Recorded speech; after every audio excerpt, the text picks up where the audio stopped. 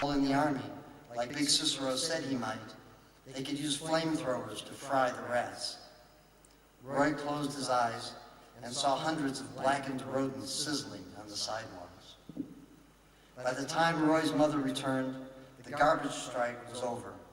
Roy told her about the rats sitting in his fire truck and climbing up the wall, and his grandmother swatting them with a broom. "Not all the rats are in Chicago, Roy," she said. "They got them in Minnesota, too." And in Venezuela, Roy started to say, but he didn't.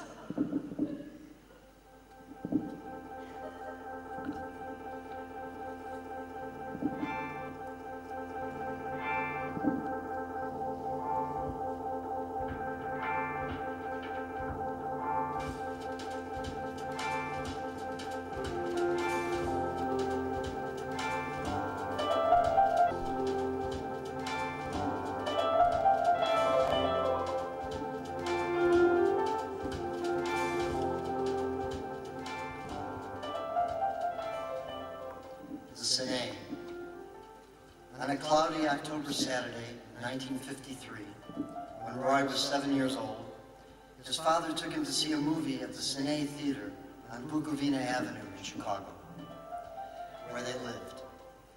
Roy's father drove them in his powder blue Cadillac, bumping over cobblestones and streetcar tracks until he parked the car half a block away from the theater. Roy was wearing a brown and white checked wool sweater, khaki trousers, and saddle shoes. His father wore a double-breasted blue suit with a white silk tie. They held hands as they walked toward the Cine, to be away from the wind. The Cine sign had a red background over which the letters curved vertically in yellow neon. They snaked into one another like reticulate pythons threaded through branches of a thick-trunked Cambodian bow tree.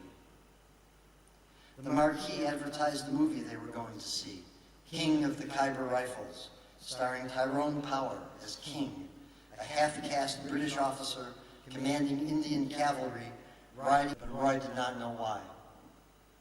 Roy and his father entered the Cine lobby and headed for the concession stand, where Roy's father bought Roy buttered popcorn, many of whom ran up and down the aisles even during the show, shouting and laughing, falling and spilling popcorn and drinks. The movie began soon after Roy and his father were in their seats, and as Tyrone Power was reviewing his mounted troops, Roy's father whispered to his son, "The Afghans were making money off the opium trade even back then." "What's opium, Dad?" asked Roy. "Hop, made from poppies. The Afghans grow and sell them to dope dealers in other countries. Opium makes people very sick." "Dreams? Probably bad and good. Users get gaga on the pipe. Once somebody's hooked on O, he's finished as a man." "What about women?" "Son, I've got to take care of something. I'll be back in a little while. Before the movie's over.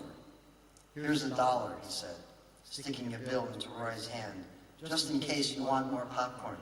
The police are not your friends." The police officer looked once at Roy, smiled at him, then moved away. Roy's mother was in Cincinnati, visiting her sister, where it parked, to see if his powder blue Cadillac was still there.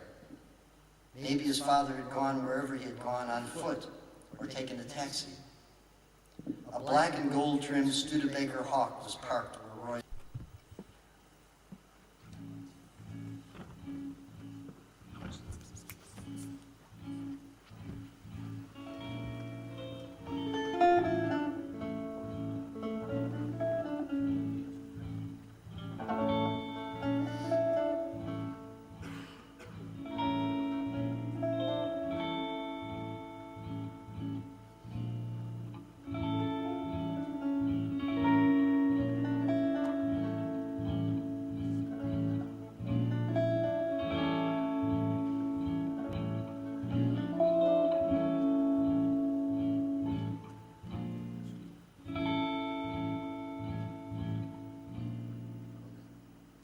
Lost tribe.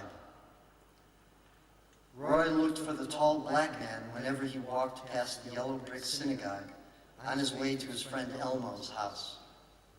The man always waved to Roy, and Roy waved back, but they had never spoken. The man was usually sweeping the synagogue steps with a broom or emptying small trash cans into bigger ones. Seeing a black person wearing a Jewish prayer cap. Elmo was Jewish, so Roy asked him if anybody could be a Jew, even a black man. "I don't know," said Elmo. "Maybe. Let's ask my old man." Elmo's father, Big Saul, was a short,